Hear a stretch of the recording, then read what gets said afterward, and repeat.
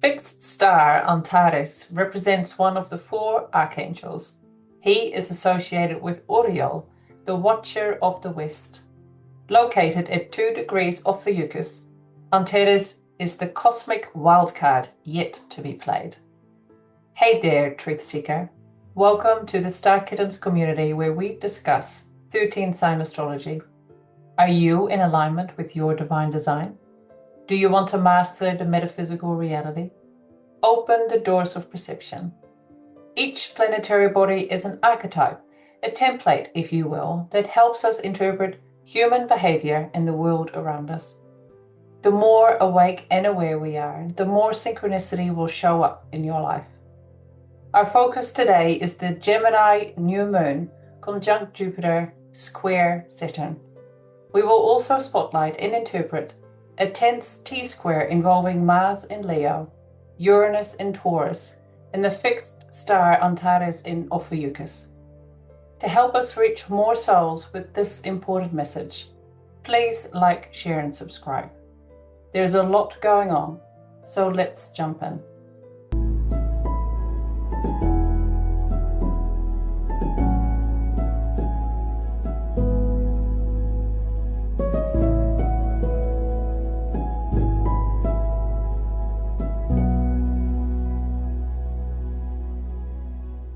Kia ora, David. Kia ora. Here in New Zealand, we celebrated Matariki, which is the Maori New Year. And this year it's very close to the shortest day of the year. So we're going towards the light. I'm excited for the change.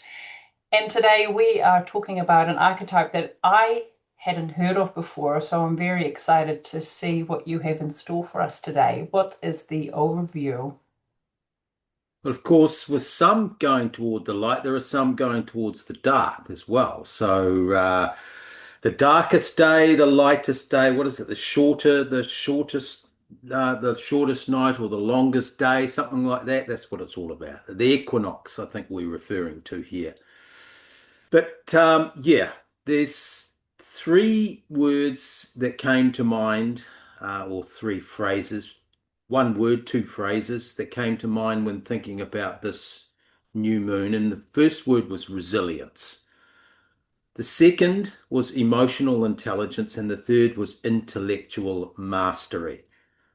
So think about those three themes, if you like, as we go through today's podcast: resilience, emotional intelligence, and intellectual mastery. The Gemini moon by nature is introspective, where Gemini is normally an outward-going, chit-chatty sign. The influence of the moon here is that it's an introspective energy, which refers to, in this case, how we process data, information, and media, how we interpret news flow emotionally, how we instinctively react through the vectors of resonance on the one hand or dissonance on the other, how we create a frame of reference, a context, how we make sense of and meaning of what's happening around us. That's the Gemini energy.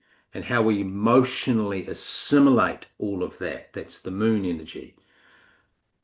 What we'll talk about today is very important, because if we don't understand the influence of Gemini and Saturn here at this new moon, then we can be swept up in ideology, narratives, lies, and deception, which of course are a part of the Gemini broadcasting, if you like, the communication that takes place under Gemini, especially where also Jupiter, who is conjunct to the new moon, is amplifying everything that we will talk about today.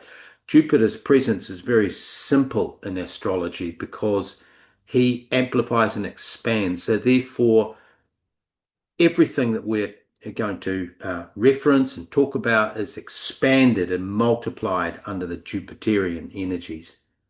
The Saturn square to the new moon is about learning our lessons. So Saturn plays the role here of the teacher and the taskmaster. And as we react and respond to information, Gemini, the question for us to consider, ponder, contemplate, and ask is, are we using, and to what extent are we using, our intellect, Gemini, our rationale and our reasoning faculties? To what extent are we thinking critically? Are we discerning, actively discerning what's coming at us so that we can separate the wheat from the chaff? Right now, our minds as humanity, collectively and individually, so the individual minds that we have and the collective mind of consciousness is being assaulted, Mars, with myths and disinformation. What I call the crossfires of confusion. This is the phase that we are in right now. Humanity is immersed in white noise. The Mars location right now in Leo brings the focus to our egos, our self-expression, our hedonism, our creative spark, our passions, even our anger and our rage, especially when you put Mars, which is a fire sign, and Leo, which is also a fire sign. So there's a warning contained in the Mars and Leo and the Saturn conjunction, square rather, with the new moon. And that warning is about hubris. It's about overconfidence. See, Mars and Leo, the shadow side is hubris and overconfidence and arrogant behavior. And the Saturn influence here says, yep, sure, you can behave like that, but it has consequences. And it doesn't matter who you are. That warning is for all of us. It doesn't matter if we're a priest, a president, a prophet, a prime minister. It doesn't matter whether we're a mother, a father, a brother, or a sister, a son or a daughter. It doesn't matter where we are, who we are. That warning about hubris and overconfidence and arrogant behavior having consequences is to every single human being alive today. A Gemini new moon in this context, with the Jupiter influence and the presence of Mars and Leo, is incredibly intense, but it's also very personal. All humans, indirectly or directly, will be feeling the media storm. And I'm not just talking about the mainstream media, I'm talking about all media. We're all absorbed in social media, podcasts, trying to make sense of what's going on around us. The volatile T-square involving the fixed star Antares, who we've not talked about before, but it came to me very clearly, intuitively, before we did this, that we had to talk about Antares.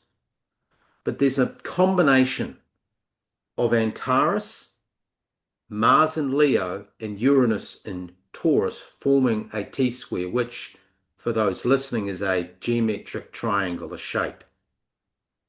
And that's a very volatile mix of energies.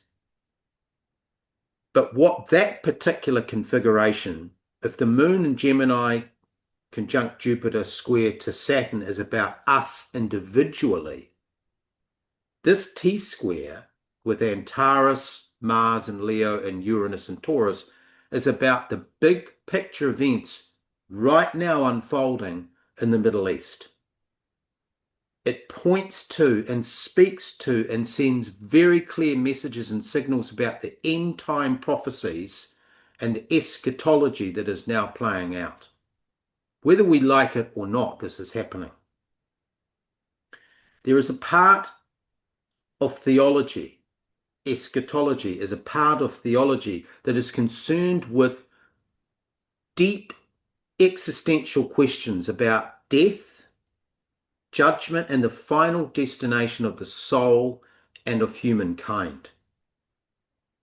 Therefore, right now, part of the noise and why we therefore need to be very clear about our reasoning faculties. We need to be very active in our discernment. We need to be very aware of what's dis and misinformation, what is resonant and dissonant for us emotionally as we absorb all of this. Right now, the big picture is that there's an existential crisis unfolding in the timeline. Many commentators, many podcasters, many in the spiritual community and the awakened and aware community have been talking about this timeline bifurcation for a long, long time. But it's here now, and it's obvious, and it's present, and we need to confront it. We don't need to necessarily buy into it, but we're going to need to be aware of it, and we'll touch on some of that today. Yeah, that bifurcation indeed. It's been spoken about by many, many people. And part of me is, yay, I'm here for it. And another part of me is like, oh my gosh, what are we heading into? But only time will tell to see how we, and our mindset of how we step into that time as well. So, Gemini, my moon is in Gemini, so I'm quite familiar with this energy. The new moon happens at 10:31 p.m. on the 25th of June here in New Zealand. And the sun, moon, and Jupiter are all at 3 degrees Gemini. And I'm just going to say some of the other planetary bodies that are in Gemini at this time. It's very busy in there. We also have Kronos, Hades, fixed star Sirius, and Mercury all adding to this Gemini energy. But what is Gemini? We have done a blog about Gemini before, but I think it will be really good to just refresh our memory, and there'll be new people watching. So tell us about Gemini. Yeah, and you mentioned all those others. We can't possibly touch on and interpret all of them, but suffice to say that yes, Gemini is incredibly busy, and that, of course, adds to all the noise that I'm talking about here. I mean, all of those individual planetary bodies are all vibrating and sending out frequencies, and they're all part of the mix, and they're not all compatible, by the way. But let's take a step back. And I said before that the key thing here is that one of the ways for us to make sense of what's going on is to have a frame of reference or a context. That if we are to engage our left brain, Gemini, with our emotions, then we need to have we need to have a framework through which we can interpret and listen and bounce ideas around and bounce our thoughts internally as well. And one of the ways to do that is to start with a little bit of history and mythology. And yeah, you mentioned that we've touched on this before. I was looking through our the dates. I think it was 2023 that we last talked about this. And actually, at that time, there was a Gemini full moon as opposed to new moon, and there was a trine to Saturn. So I would say that that particular lunation is linked to this one for sure. But at that time, back in 23, we talked about who and what is Gemini, and to understand and appreciate the value of astrological archetypes, it's useful to look back and review historical and mythological references. The word Gemini derives from the Old English Geminus, which means twins, and I think most people know that about Gemini. It's pretty obvious. The twins, though, are referred to are Castor and Pollux, names that are assigned to the brightest stars in the Gemini constellation. Castor, from 13th century France, means he or she who excels. It's pretty positive. Pollux is related to the root word pale, which means abundance, also very positive resonance. In the East, Gemini is associated with the gods Metzlamtea and Lugalera, who, quote, rose from the underworld or lower astral as mighty kings, closed quote. Gemini is also linked to Nergal, the Babylonian deity of plague and pestilence, relating to the horsemen of the apocalypse. It's very interesting that there is so much talk at this time about the breaking of the seven seals and the horsemen of the apocalypse, one of which, of course, is war. In Mesopotamia, the great twins were regarded as guardians of doorways who stood at the gates of the underworld. The Gemini twins are therefore intermediaries linking the living and the dead in the Mesopotamian texts. During the Neo-Assyrian period, small figurines of the twins would be located at entrances to sacred burial sites and ceremonial locations, with Lugalera on the left and Met Shlamtea on the right. In Mesopotamian art and iconography, the identical twins are shown wearing horned caps, each holding an axe and a mace. In Hindu, the gada or mace was the main weapon of the god Hanuman, sometimes referred to as Hanuman's mace, symbolic of moral and spiritual virtue. Western history portrays Gemini positively, whereas in the East, Gemini expresses dark qualities. And it is in that dichotomy that we find the secret to Gemini. A lot of people using the 12 sign astrology find Gemini such a fun sign. It's the quick-witted, it's the outspoken. But ever since you shared a couple of years ago about the Eastern way of looking at the sign, I can see that so much. I have several family members with their sun in Gemini, and I can definitely see that struggle between the positive and the negative within in their whole being, in the way they portray themselves, black, white. Yeah, it's fascinating how the West have morphed things to almost step away of how things probably could be in its truth. So thank you for re-highlighting that about Gemini. So you've already touched on how Jupiter is just putting this expansion on this Gemini energy, on this new moon, but there is also this square to Saturn, and Saturn is still sitting, still very close to Neptune, but Saturn is, we're talking about Saturn today, sitting at 9 degrees Pisces during this new moon. So how are this tension relationship? Just a refresher is that when it's conjunctions and squares and oppositions, that's more of a tricky relationship between the planetary bodies, whereas a trine is more of a beneficial and easier flow. So there is a bit of a tricky energy between Saturn and the new moon. So how are we going to get through this time? Yeah, look, you've explained it very well.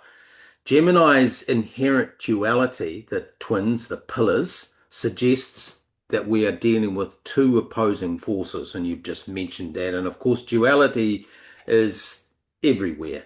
Um, Hot, cold, black, white, you know, all of those where we have, good, bad, love, hate, etc., etc., etc. It's everywhere. And in fact, it's so influential in humanity, but in many ways, it's created this binary, um, in some cases, a binary sort of approach, which is that people, as you mentioned, polarize to one side or the other.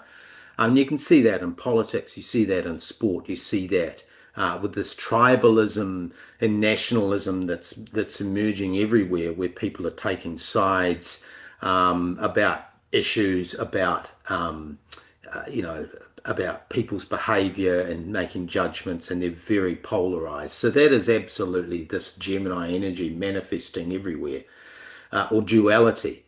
So the push and pull between the past and the present is another duality. The push and pull, or the energies or the trickiness that you talk about between our head and our heart, which often are not aligned. The moon is the archetypal doorway to our soul's memories, where recollection of past lives reside. And we've talked about the moon as the repository of soul memory. And Gemini, therefore, is the archetypal conduit, the linchpin between our unconsciousness and our consciousness. Our consciousness being our left brain intellect, our ability to articulate and communicate and assess and interpret.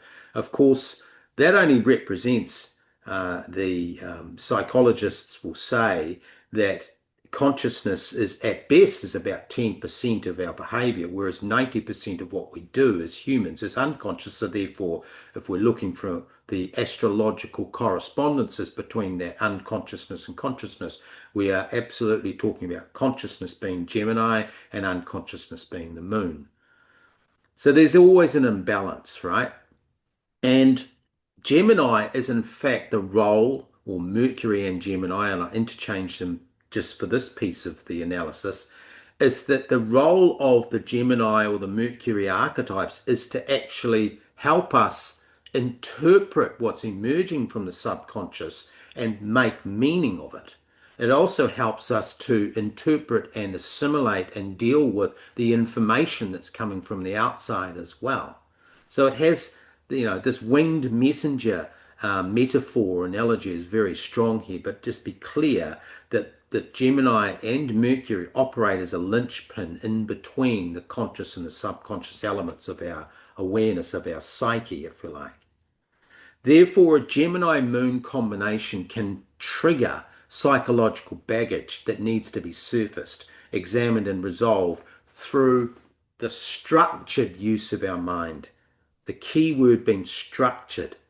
Saturn's presence in a square is challenging and fractious. Why is that? Saturn demands that we develop deep self-awareness, that we refine our emotional intelligence, that we develop empathy, and that we work on impulse control, which comes from the subconscious, especially when dealing with triggers that come to us from the media, from conversations, from interactions with others, in other words, just living. These energies, as you touched on, are absolutely heightened by Jupiter. And right now, because of what's going on in the collective, there is a lot of free-flowing anxieties. There's a lot of stress emerging and flowing in the collective. And that's manifesting for us individually and collectively. Of course, the microcosm reflects the macrocosm and vice versa. Many humans are feeling right now a profound sense of disengagement, of overwhelm and estrangement from political figures, from the media, from governments, from institutions that we once trusted. That's the Saturnian energy. But these institutions are breaking down, especially, and we've touched on this, in the fourth turning, which is a sign that these things, that history in a sense is actually repeating. Institutions of Saturn that we've touched are trusted, we've used as our touchstones that help us again make sense of reality, are breaking down. They're dysfunctional, and we're realizing how self-serving a lot of these institutions really are. So this is where the word resilience comes into play. That is the ability to withstand the emotional and intellectual setbacks that come sometimes from waking up to something that you didn't see yesterday or last year or 10 years ago, but you suddenly see today. That can be incredibly challenging for us. There are slings and arrows everywhere around us, and we need to be able to figure out what on earth is going on. So the goal and the Saturn energy here is to integrate our emotions and our intellect. So we look to focus and develop whole brain thinking, which is a combination of the intellect, our instincts, and our intuition. Now, instincts and intuition are often used interchangeably, but I don't see them as the same thing. I see instincts as gut and visceral reactions, in other words, learned behaviors that emerge from the subconscious, and they can come from other timelines as well. That's the whole thing about the moon being the repository of soul memory, is sometimes those gut instincts, the way we react. And that especially manifests with phobias, or phobias of heights, or phobias of loud noises, or phobias of spiders, for example. But then there's intuition, and that's much more refined because that operates in the third eye and the upper chakras. It operates up here through the elevated frequencies. And intuition is different from instinct. If you were looking at the chakras again as a system to understand and interpret this, then our instincts reside in the red and the orange frequencies. But our intuition exists in the upper frequencies of the violets and the purples. So this is where we sense and perceive deeper meaning and hidden layers. All three of those faculties have to operate together for whole brain thinking. The intellect, the instinct, and the intuition. The combination of the moon, Saturn, and Gemini therefore encourages us to deal with trapped emotions, to release difficult soul memories, to rehabilitate pain, and to utilize trauma as a teacher or taskmaster. This is a time with work done at releasing those things to then put the past behind you and move forward. It's almost like taking off that backpack, right? You finally are ready to let go of that. And there are so many beautiful healing modalities where you don't have to retell that story of whatever happened in your youth. There are great psychologists and counselors out there and lots of talking therapies, but if the thought of having to relive turns you off, then perhaps look at different modalities like emotion code or emotional freedom technique. I've started doing sound baths with using crystal bowls, singing bowls, and that can have such a profound impact on not just the physical body, but also our emotional and mental state. So, perfect time to really look into that, take that backpack off, and get your spring in your step back. So, there'll be people watching, hopefully, all the way through our blog, and they're like, oh, but the sun is in Cancer. The sun right now of this recording is actually still in Taurus, and it's moving into Gemini around the 22nd of June, because at the time of this new moon is on the 25th of June. It is at 3 degrees Gemini. So whether you are on a Samsung or an Oppo or an Apple phone, go to your app store, download an application that's called Night Sky, pick it up and point it at the sun, and you will see it is nowhere near the constellation of Cancer. There is so much talk about that Cancer energy. Cancer, of course, is the guardian, is the moon. We're not there yet. We'll be there in about a month's time, but right now we can think about our things using the mercurial energies. And of course, being this conjunct to Jupiter, it's all expanded. So perfect time to use those energies. So what else would you like to share about Gemini? Yeah, let's go a little deeper into Gemini. So when we look at the tarot card for the moon, this is the Rider-Waite version. You will see depicted there three images that represent our instinctive nature: the dog, the wolf, and the crayfish emerging from the sea of unconsciousness. The activation of our lower self represents one side of this moon. Gemini brings mental energy. Are our emotions, it's a question that we ask ourselves at a time like this, are our emotions hindering or serving our development? In this process of self-examination, we may recognize limitations that are coming from unresolved soul memories or past life experiences that need to be released. You know, you just said it's like taking off a backpack. The role of Saturn here is to serve as a metaphorical teacher, imploring us to learn from our experiences and apply those insights to our life as wisdom. We see Gemini portrayed in the West as a positive light and progressive energy, whereas the Eastern interpretation is darker, edgier, or even morose by comparison. Both the Eastern and the Western philosophies, however, do show us that duality helps us to contrast and compare experiences and thus grow from them. But duality is a limited teacher. And I remember a piece of guidance that my father gave to me one day, and because I was being very Gemini in the way I was responding to something, and otherwise I was very polarized to one side and he was polarized to the other. And I can't remember what we were talking about. The issue is irrelevant, but the point was that, he was sort of holding his ground, and he said to me, and it's an expression I never forgot, that sometimes you have to operate in the shades of grey.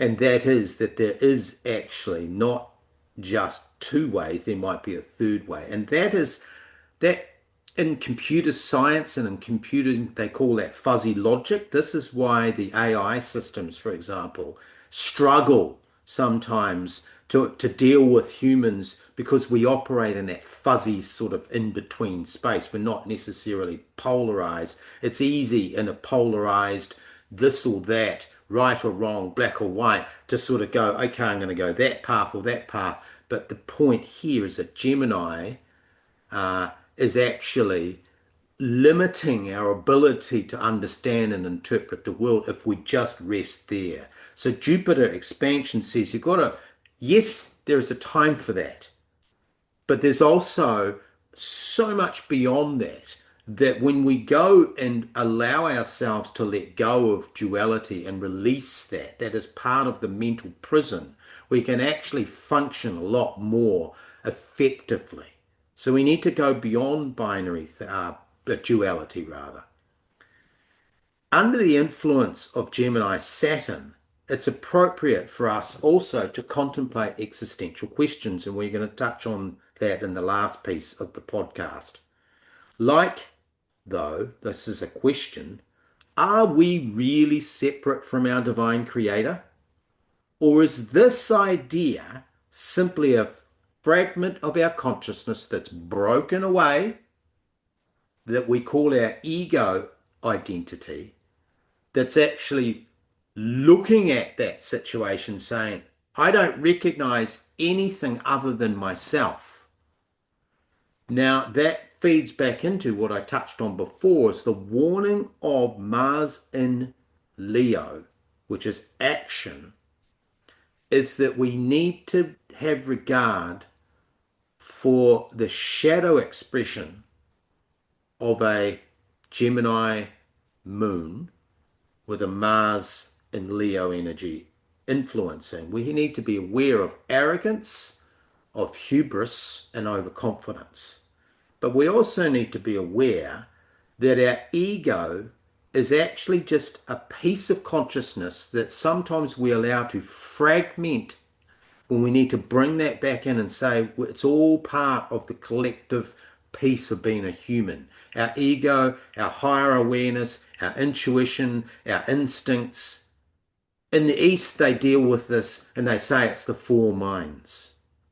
And they say that one of their minds is the memory, that's the moon.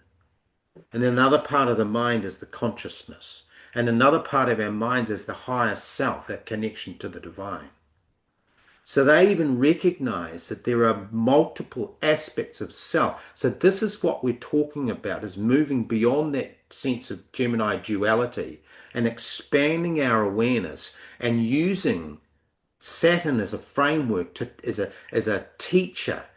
And this is mastery over our reality, and why I said in the beginning about intellectual competence and intellectual strength. This is what we're talking about here. Mastery over our intuition and intellect, all that encompasses us, our being. And it's not just this physical body, there's so much more to our beings. We often say we are a spiritual being having a human experience. So let's take that in during this new moon time. So let's get to the part that I'm really quite excited about, Antares, making that geometric shape with both Mars and Uranus. Take it away. Yeah, and this, if everything we've mentioned so far is about us individually and our evolution and recognizing the limitations of our mind and our emotions and how our emotions and our unconscious and subconscious all work together to shape our reality. Well, there is a big picture that's also happening here, and this is what this next and final piece of the podcast is about. So, as I mentioned before, and as you've just touched on, there is this T square that involves Antares in Ophiuchus, Mars in Leo, and Uranus in Taurus. So we have earth, fire, and ether. Before I mention anything else, just imagine for a moment from an alchemy, spiritual alchemy perspective, if you were to put fire with earth and ether, anything can happen. Especially because ether, as we touched on in our last podcast, when we talked extensively about Ophiuchus as ether, ether is the wild card, the energetic wild card, the fifth element. So just bear that in mind here, that we don't really know what happens sometimes or what's going to happen. And whilst many will be talking about Antares, of course, in the 12th sign, they will have Antares and Scorpio, and they will be talking about the darkness of Antares. And Antares is the war sign. It's the sign that we are impending. World War III is here. And all of the dark manifestations of Scorpio will be filling the airwaves in the 12 sign astrologers. They will be targeting this particular location, but it's all wrong. It's all just made up. And that's the cosmic joke, the cosmic wildcard, because Antares is not in Scorpio. He is in Ophiuchus. And this is very important in the context of the noise around the end times, Armageddon, and all the rest of it. So, what does the new moon coming up on the 25th in Gemini indicate for followers of 13 sign astrology and those curious about it? I'm going to start with a little bit of a context here, and it's the word eschatology. Eschatology is the context for this astrological interpretation. Eschatology concerns expectations of the end of the present age. It's a theology, in other words. For example, the conclusion of the Kali Yuga, if you were in the East, which represents the fourth and final age in the cycle of the four yugas, often referred to as the age of darkness or the age of vice. The Kali Yuga is characterized by a decline in morality, righteousness, and spirituality, and an increase in materialism, conflict, and ignorance. While it is the shortest and the worst of the yugas, it is also seen as a period where spiritual growth is possible through overcoming challenges. And one of those challenges is the deception and the mis and disinformation, one of which would be, for example, that Antares supposedly signaling World War III is because it's in Scorpio. That is a deception. Eschatology is about human history. The end of the world narrative that is everywhere right now and the end times prophecies given by the Mayan, the revelations in the Bible, the Armageddon and the great and final war that has been talked about literally everywhere. Fixed star Antares is in the middle of all of this. Fixed star Antares represents one of the four archangels. Antares is associated with Oriel, that's Oriel, the Watcher of the West. Very interesting. Antares is also known as Uriel, Uriel, whose name translates in Jewish and Christian mythology as the fire of God. Oriel or Uriel are linked to acts of divine judgment. This is why we're talking about this fixed star today. Antares is located at 2 degrees Ophiuchus. Antares or anti-Aries means the rival or equivalent of Mars, able to stand up to and overcome or thwart Aries' warmongering and warrior spirit. In mythology, this is because, like Mars, Antares shimmers a blazing red color in the sky. And I often look up, and if you are unaware that there are actually two red colors in the sky often, one is Mars and the other is Antares. People often get them mixed up. But Antares is red, but also, if you watch him closely, you'll see emerald hues, which is unlike Mars. Antares therefore has a dual nature, which is perfectly expressed when domiciled in the constellation of Ophiuchus. That is the perfect place for Antares to be. What this means is that Antares cosmic energy is capable of bringing both honor and misfortune, and that emphasizes the potential for both destruction and regeneration. The Persians made Antares a royal star. However, the Greeks and the Romans, or the Greco-Roman Empire, focused on its malevolent, warring aspects due to its red color. The Persians are the modern-day Iranians. To them, Antares was very fortunate because it signified eminence and achievements for all of humanity.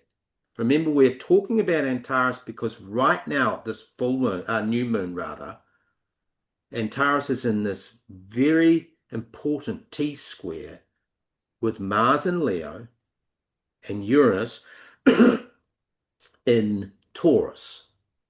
So it's a big, big, big part of this new moon. The Greco-Roman Empire's manifestation today is the United States, the United Kingdom, and the eurozone, which is collectively known as the West or the G7.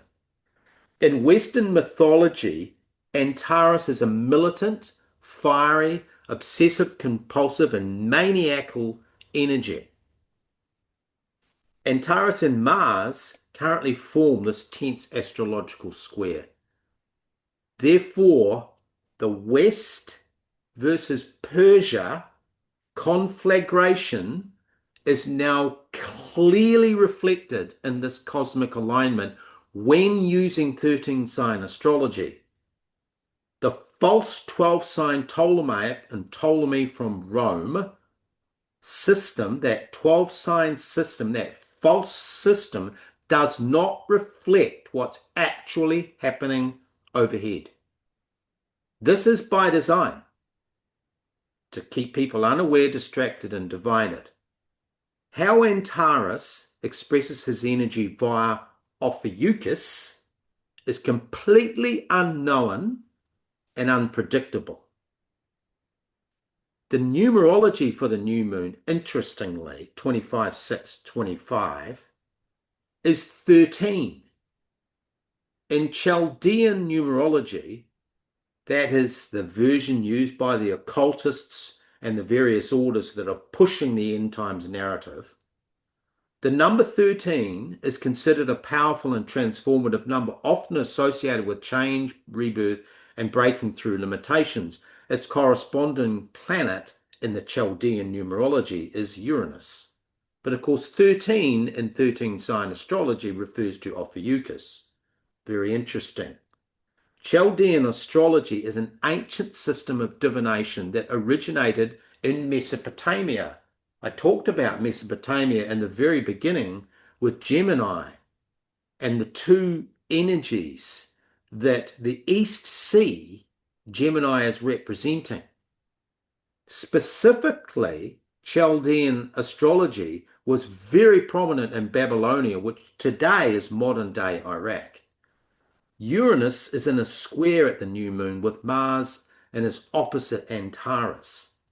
The Mars-Uranus-Antares together form this explosive T-square at the new moon.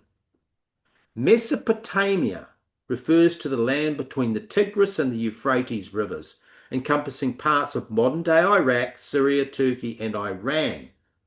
The location supposedly of the Great End Times War. What's happening now in the Middle East is a timeline told in the stars that must be fulfilled on some level because its vibrational energies exist in the morphic field as an egregore, which is a thought form in the collective. Now, there are many arguments and debates and discussions in spiritual circles about how egregores came to be. But one interpretation is that they were put there by malevolent, regressive ETs, and they've been waiting for this time. And if we understand egregores and the metaphysics and the quantum lens, excuse me, an egregore is a thought form that exists in the pre-manifestation plane, and eventually, with human energy focusing on it, it creates weight when it breaks down from pre-manifestation plane. This is in the metaphysical into the manifesting, into the physical realm. So the egregore and the role of the metaphysics is very important here, because that egregore, or that collective thought form, has been there for more than 2,000 years. Metaphysically, for an egregore to be released, it must be expressed in the material world or eliminated by divine intervention. Excuse me. The presence here, therefore, of Ophiuchus is a wild card. And like we have shared many times, as the ether, the fifth element, the quintessence, and the one astrological sign that has no opposite, the 13th sign, anything is now possible in humanity's geopolitical theatre, and there is absolutely no way of predicting how events right now in the Middle East are going to play out as a result. Thank you so much for bringing this to our attention. I am again very grateful to be living in New Zealand, celebrating living here with the Māori New Year Matariki. For those not familiar, that's the Pleiades and other mythologies. If you would like to know more about Antares or Ophiuchus, please comment wherever you are listening or watching us. So all our videos are available on YouTube. You can also listen to us on Spotify and Apple Podcast. We do natal readings and can also provide you with a chat with a quick description of your sun, moon, and rising sign. As I said earlier, what a time to be alive, whether, you could be hiding under a rock. And I think just to pick up on what you said earlier, that feeling attuned to something, if you think about all the information that we consume and food that we consume, right? It's not just this is good for our body, the apple versus the hamburger from somewhere, but it's also the information that we consume. Are you listening to heavy metal with lots of negative, let's say, swear words, or are you listening to the dawn chorus of the birds in your neighborhood? Are you watching the 6 o'clock news every night and you hear how many people were killed in this, that, or the other thing? Or are you doing something positive to restore the energies and the community that you live in? So I'm not saying you should just pretend that whatever is happening on the other side of the planet is not happening, but maybe have some discernment of how much of that information you are consuming. How are you vibrating yourself? Are you being a light beacon for your family and your colleagues and the people that you hang out with? Or are you the doom and gloom person that can narrate everything of all the bad things that are happening? It's that decision that you have to make, the polarity of this Gemini energy. And I believe that the more we embrace the positive energy, the more we are sending that out. And the more we can send that out, the more restoration can happen on this beautiful planet that I am so grateful to be living. Have you got any parting words, David? Yeah, nothing other than just to add to what you said is that awareness brings light and consciousness is awareness.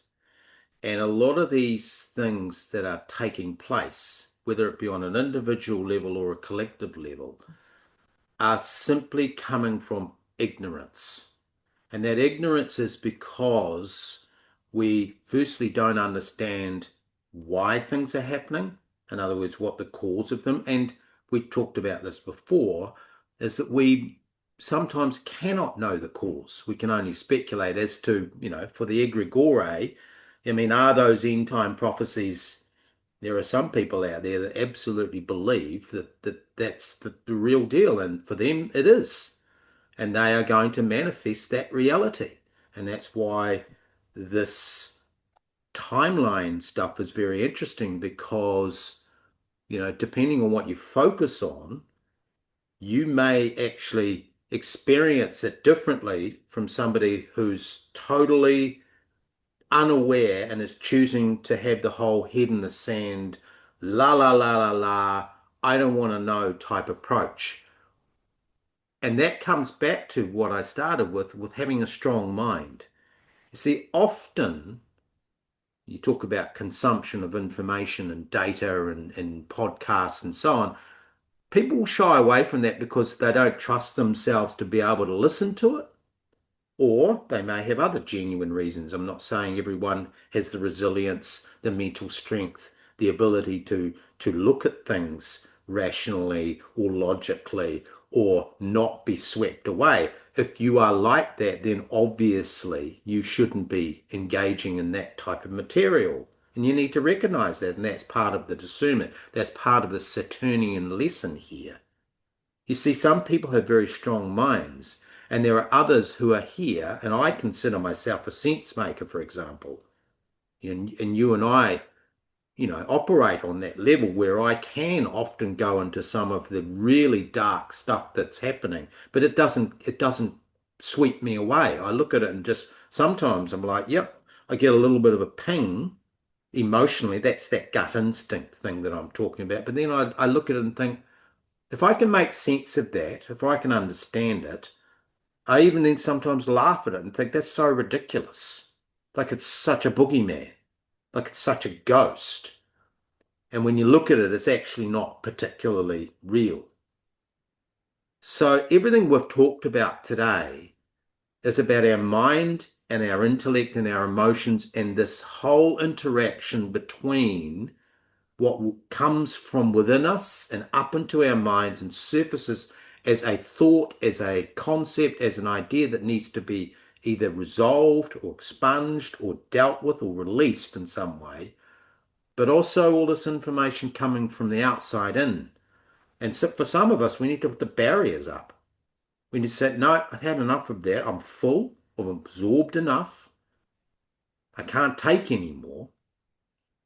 But then there are others who are perfectly capable of transmuting that negative light, transmuting that. I consider myself to be one of those people where I can transmute that negativity and take it in and then push it back out as something different. And that's the Ophiuchus moon in me, I believe. See, I've talked about that before, and I have an Ophiuchus moon, and that's my emotional.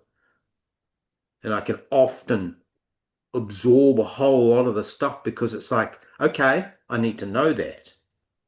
But then I transmute it and push it back out as a different energy. And that's the place to leave this, I think, is that Antares is being misinterpreted right now.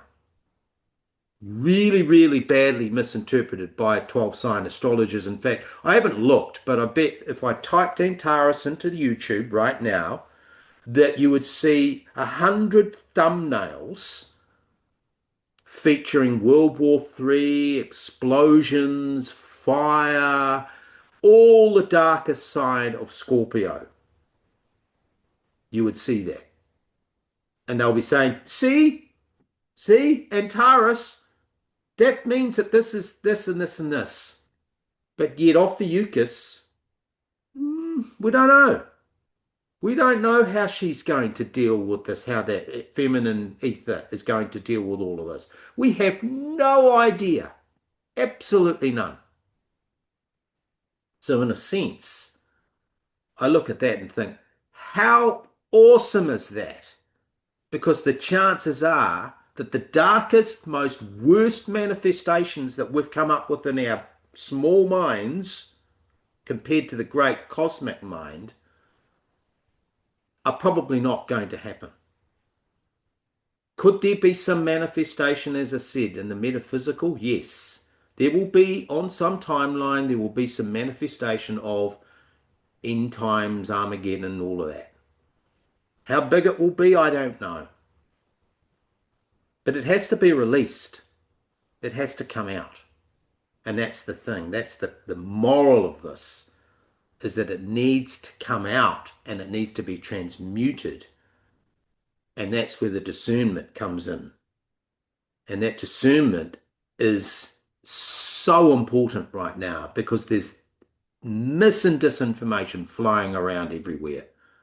It is absolutely rampant about any subject you can possibly care to imagine. The world's gone mad on information, and that's Gemini and Jupiter right there. It has absolutely gone mad. Indeed. I find it fascinating that I find Gemini quite a tricky sign. I can say that because my moon is in there. And whenever we speak about Gemini, we keep speaking for a long time. So thank you for those for listening and watching all the way through. There's just so much information to share when it comes to Gemini. Thank you so much, David, for sharing your knowledge, for highlighting new things, and thank you, watchers, for watching and listening. Please like, share, and subscribe. We are, I feel blessed to be able to share this knowledge with those who are ready to hear it. So thank you. Ngā mihi. Namaste. Until next time.